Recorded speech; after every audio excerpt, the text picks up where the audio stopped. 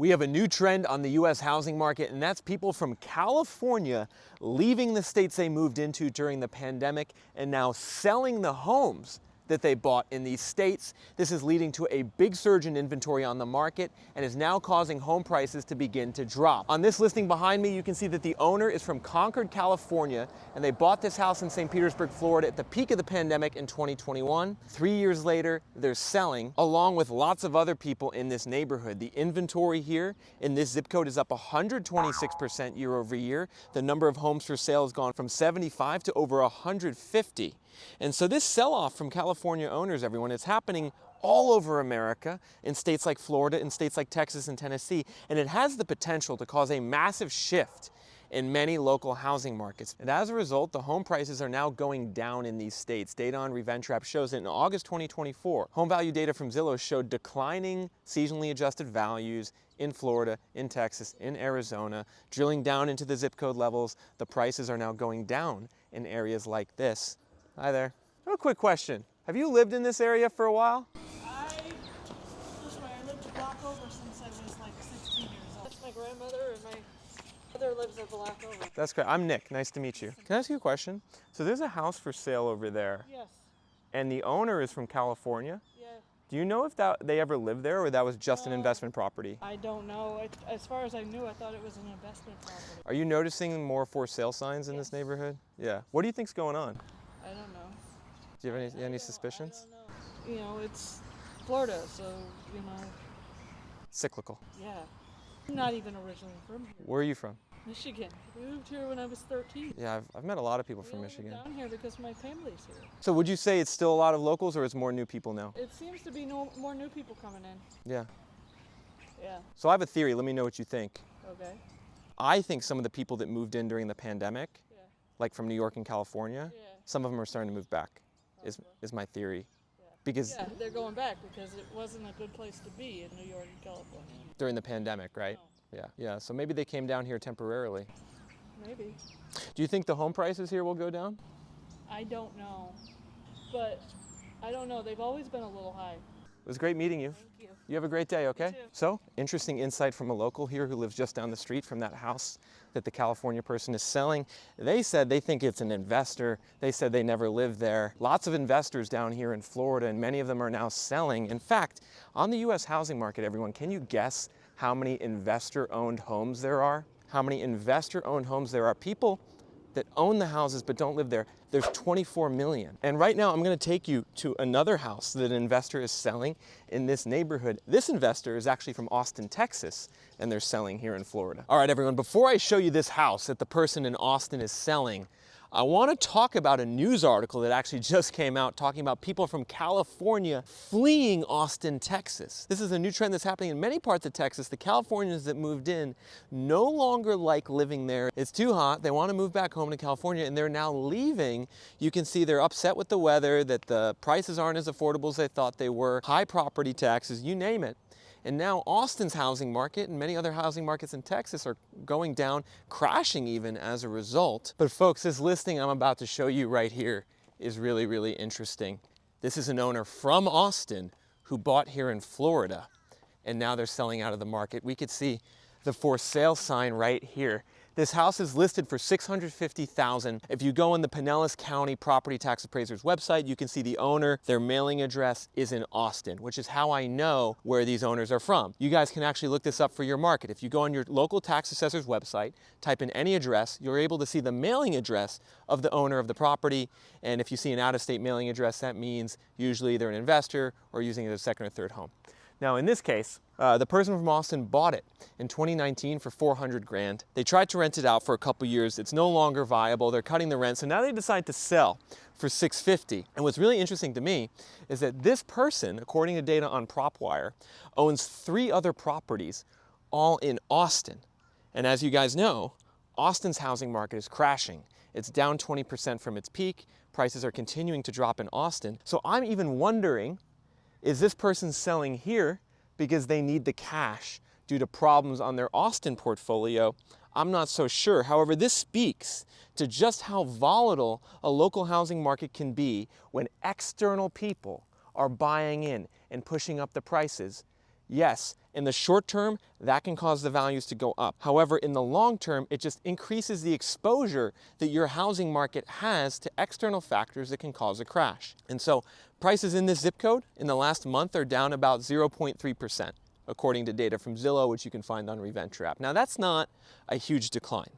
In aggregate, the value declines are only down a couple percent here in Florida, but they're picking up steam, particularly on the southwest coast. Sarasota, Cape Coral, Naples were down almost 1% month over month. And I expect those value declines to continue into the future through the rest of 2024 and into 2025, because we're kind of in a new era in Florida's housing market. And I want you guys to understand this point, that we are no longer in the phase of the economic cycle where Florida is growing.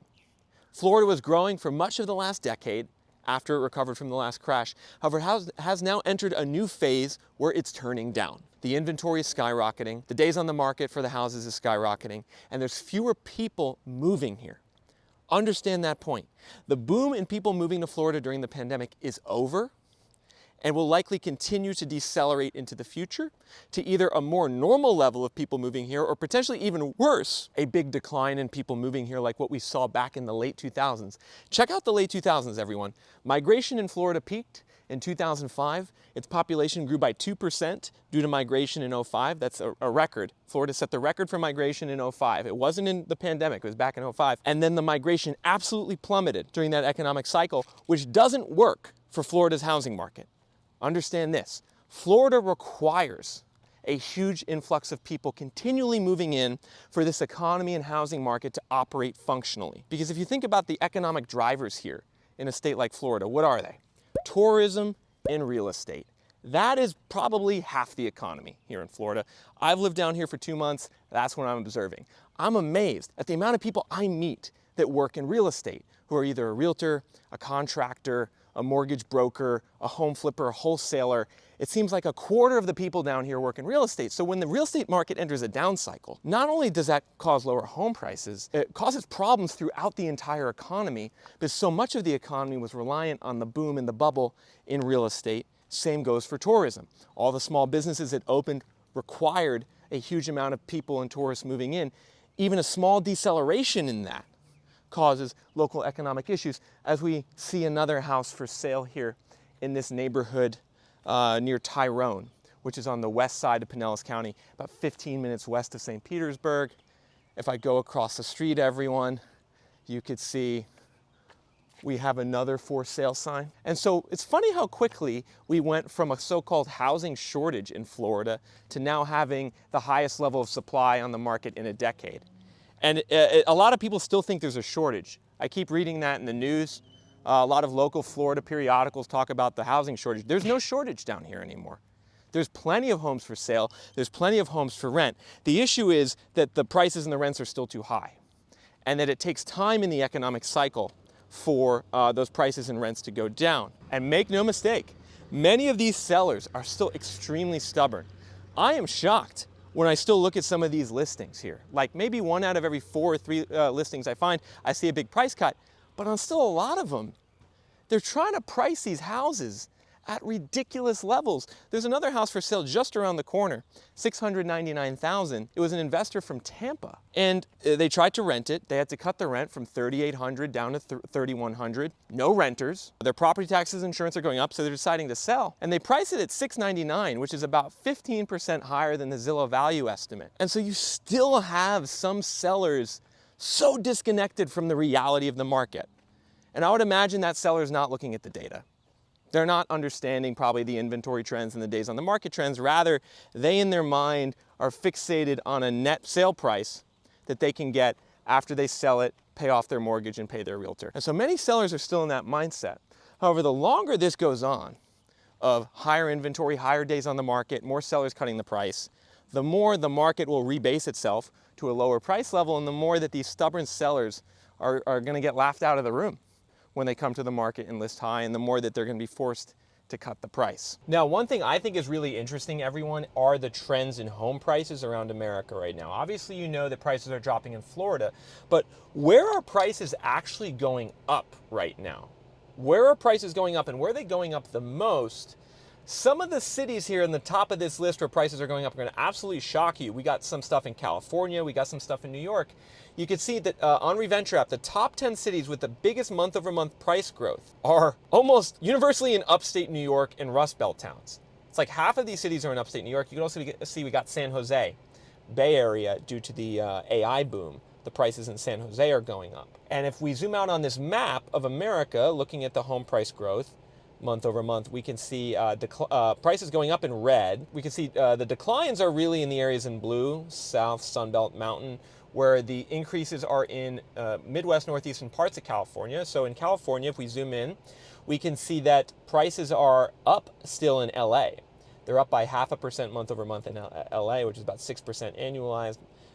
They're also going up in parts of the Central Valley. Interestingly, they're now starting to go down in San Diego. So prices edged down in San Diego last month, but the prices there are still very, very high. So we have different things going on in the US housing market, and it's imperative that you guys as buyers and investors do the research on the trends in your city and zip code. This data goes down to the zip code level as well on Reventure app. But first, everyone, I want to show you one last listing here that I think is going to really hammer home the point about what we're seeing in the housing market and why it's likely that we're going to see more inventory and declining prices in markets like Florida, Tennessee, Texas, and Arizona into the future. Because I want you folks to take a look at this listing behind me. It's a 3-bedroom, 2-bath.